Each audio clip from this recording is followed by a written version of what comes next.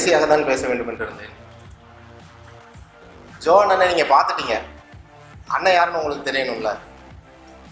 இப்போ ஒரு பொண்ணு வந்து எனக்கு பூ கொடுக்குதுன்னு வைங்களேன், நானும் ஒரு கவிஞன் தானே, என்ன எழுதுவேன்? ஒரு பெண் ஒரு பூ எனக்கு பூ கொடுத்ததுன்னு எழுதுவேன். ஆனால் எங்கள் அண்ணன் என்ன எழுதுவார் தெரியுமா?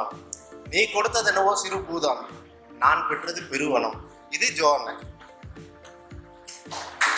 அதுதான் அவரோட இது.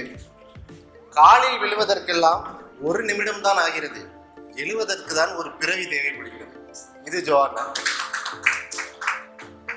இதை விட இன்னும் அதிகமாக நீட்சி போனோம்னு வைங்களேன், அதிகபட்சமாய் அழுகிய தக்காளி ஒன்றை மறைந்திருந்து எரிந்துவிட்டு ஓடி ஒளிவதை தவிர்த்து வேறென்ன அப்படி பெரிதாய் செய்துவிட முடியும் இந்த தேசத்தில் புரட்சி என்று.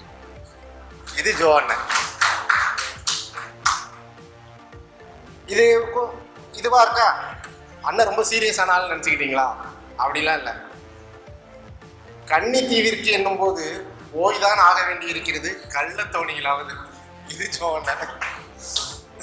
கள்ளத்தோணிகளாவது கன்னி தீவுக்கு போயிருந்தோம். சிந்து பாத்தை பார்க்கவா லைலாவை பார்க்கவான்னு அண்ணன் அப்புறம் கேட்டுக்காங்க.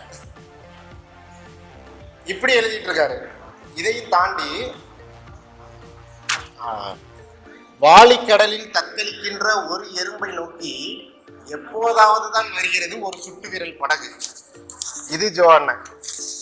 இப்படிப்பட்ட ஒரு சிறந்த கவிஞருக்கு தான் இன்னைக்கு இந்த கவி பெருஞ்சோதி விருது குமிழ்முனை சார்பாக கொடுக்கப்பட்டது.